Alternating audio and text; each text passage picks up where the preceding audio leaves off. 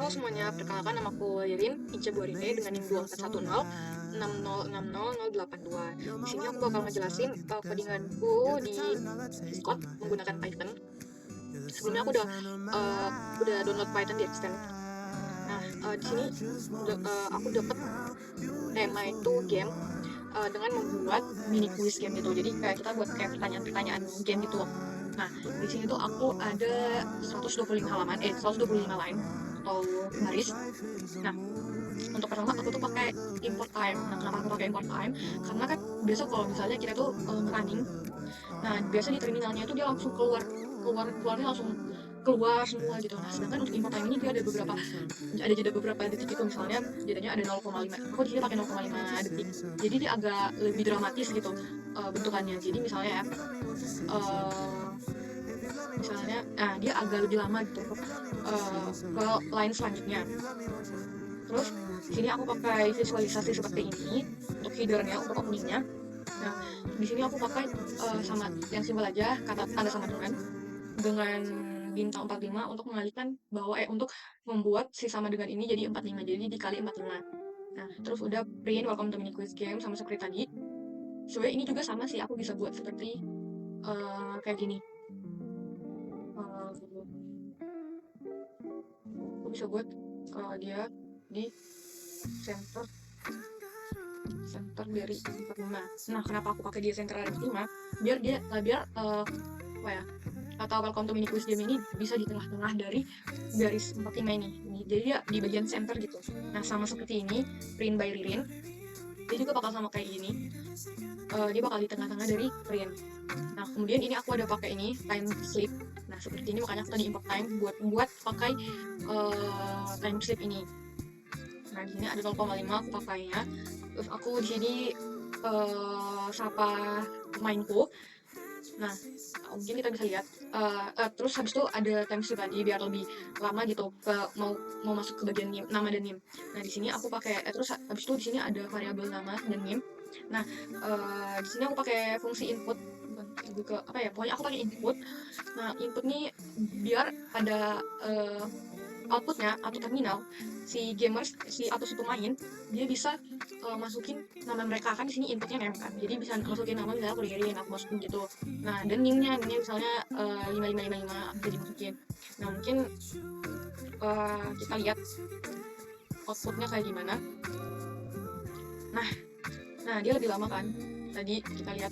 Nah, di sini udah ada di center kan, di tengah, sama juga ini juga Ririn ada di center di bagian tengah. Nah, udah habis tuh karena tadi input, jadi kita masukin misalnya nama Ririn, kemudian masukkan NIM. Nah, udah setelah itu dia kalau kita enter dia bakal kelihatan gitu timesheetnya, bakal kelihatan lebih lama dia keluarnya gitu. Salah. Nah, dia akan lebih lama sedikit gitu daripada kalau kita nggak pakai timesheet. Nah, di sini halo Ririn, are you ready? Kita. Nah, di sini tuh di bagian sini tuh print F itu. Nah, di sini kan ada fungsi F. Nah, apa fungsinya F ini apa sih? Nah, dia tuh sebagai apa ya? Memasukkan variabel dalam suatu kalimat gitu. Jadi kan kita kan udah tahu nih nama gamersnya itu siapa, misalnya namanya Andika, siapakah. Nah, nanti kalau misalnya udah masukin nama, dia bisa keluar namanya dari sini lagi. Nah, makanya fungsi F ini dibutuhkan di situ. Nah, kalau misalnya kita apa jadinya kalau misalnya kita nggak pakai F? Nah, kalau kita nggak pakai F ya, nah gitu ya. Kita nggak pakai F. Nah, dia bakal keluar halo nama doang. Sedangkan kita udah input nama di sini. Kita input RR. Sedangkan di sini cuma nama doang. Jadi makanya kita butuh F sebagai itu yang tadi, memasukkan variabel dalam suatu kalimat. Nah, kemudian udah di sini kayak kita running lagi biar lebih rapi.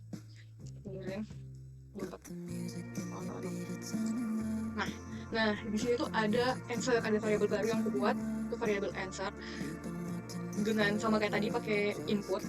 Nah, di sini yes if you want to continue, no if you not.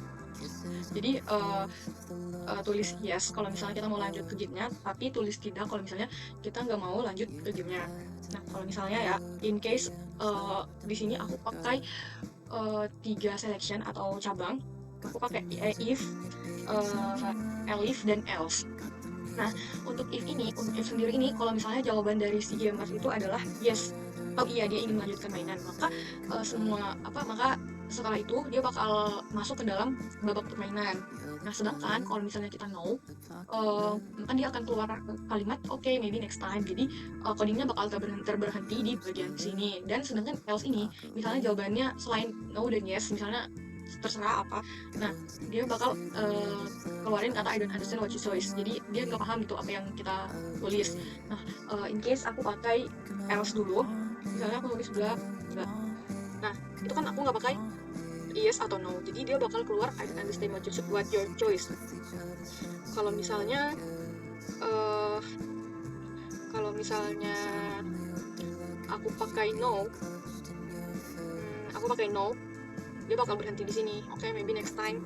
Nah, berarti ada 3 selection atau cabang. Nah, kemudian aku bakal nulis yes lagi.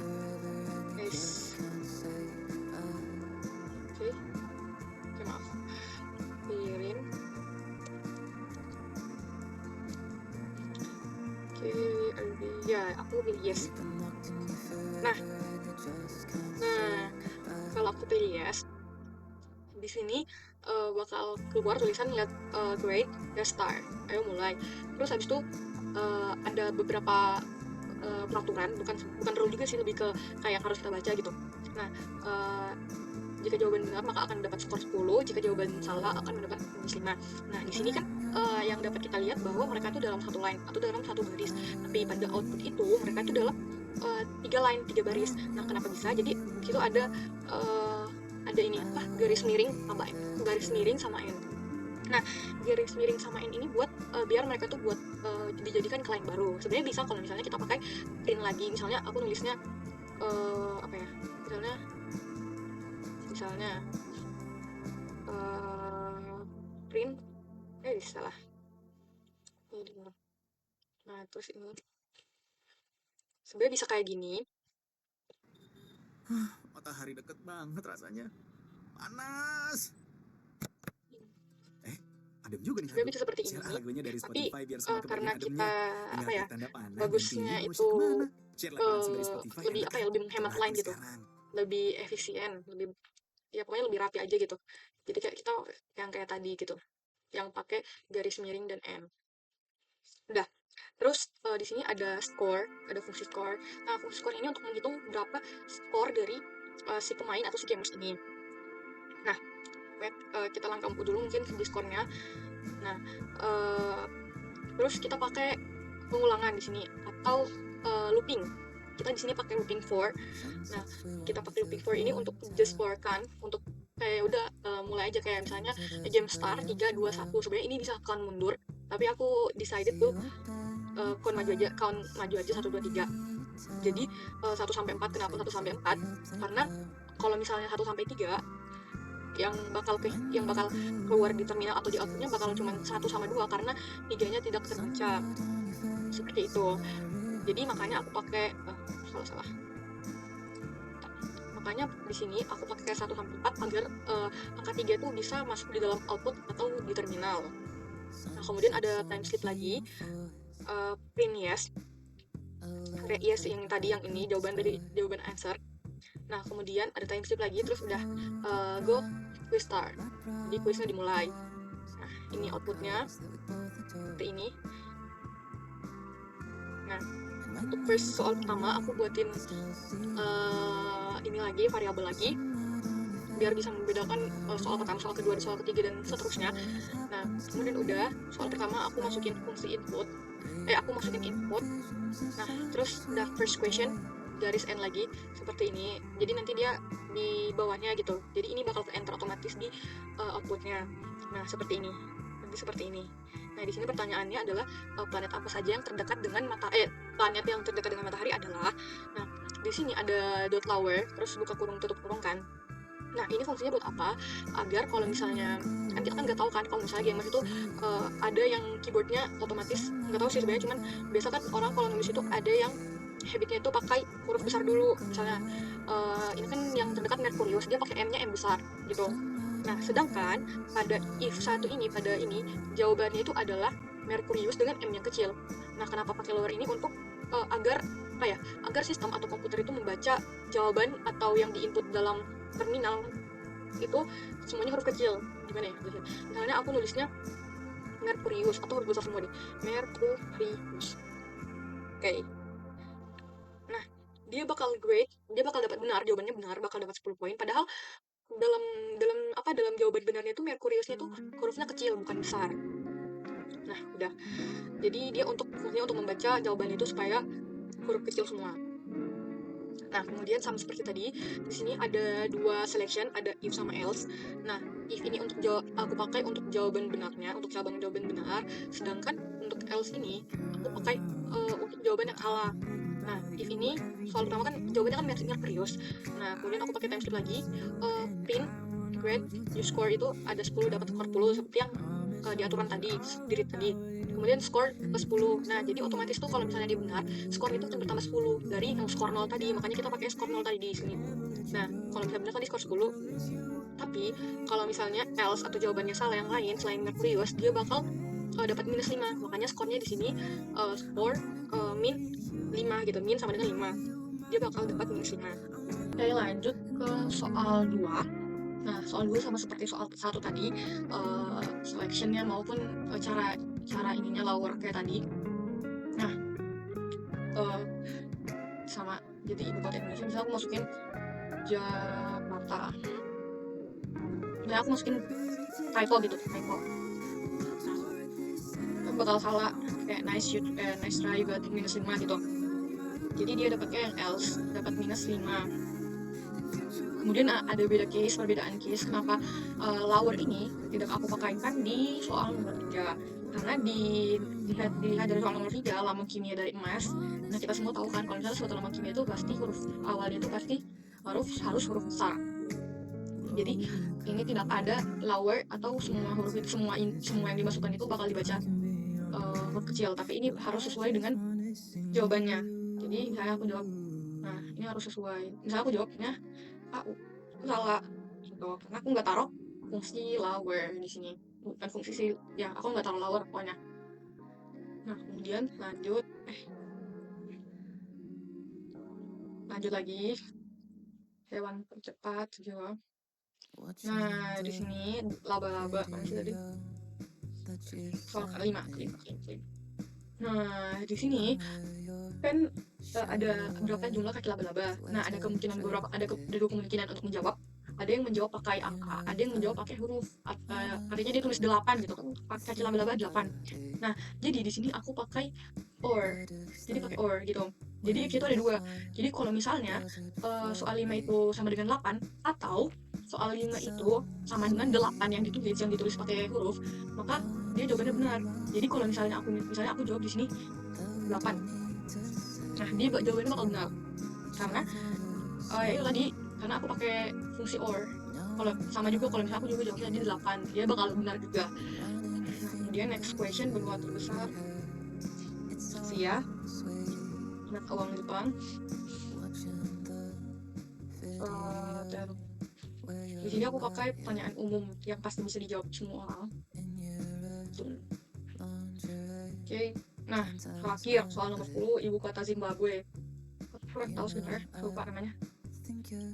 Ini kalau nggak salah. Oh, salah. Nah, udah. Setelah di sini aku pakai 10 soal. Nah, setelah menyelesaikan 10 soal ini, udah selesai. Ini sebenarnya bisa pakai yang kayak tadi sih sebenarnya. Kayak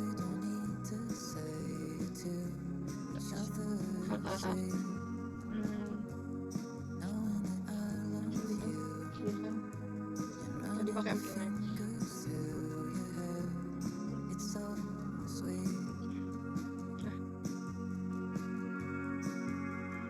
Ini bisa kayak gini.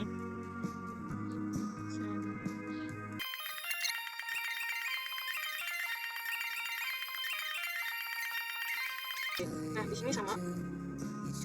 Dia bakal sama kayak yang headernya tadi, 45 sama aja, beda kan tadi. Nah, kemudian udah.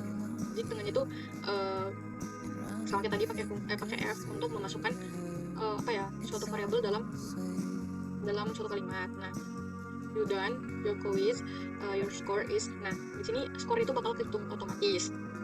Nah, kalau misalnya kita kalkulasi secara manual, di sini aku ada benar 1, 2, 3, 1, 2, 3, 4, 5, 6, 7, 8, ada 8. Artinya 8 dikali, karena setiap jawaban benar itu 10, 8 dikali 10, 80, dikurangi nilai yang, poin yang salah. Salah di sini ada 1, 2. Nah, berarti kan minus 5 tuh. Nah, minus 5 kali 2 itu minus 10. Berarti 80 kurang 10 itu 70. Berarti skor yang ada di sini sudah benar 70. Dan ini seperti dari center, dia berada di tengah-tengah. Sedang mendengarkan lagu-lagu dari playlist Tengah ini Indonesia sama. terbaik. Ketuk banner untuk mendengarkan di Spotify Oke, sekarang. mungkin ini aja penjelasan coding dari aku. Lebih dan kurangnya mohon maaf. Oke, bye.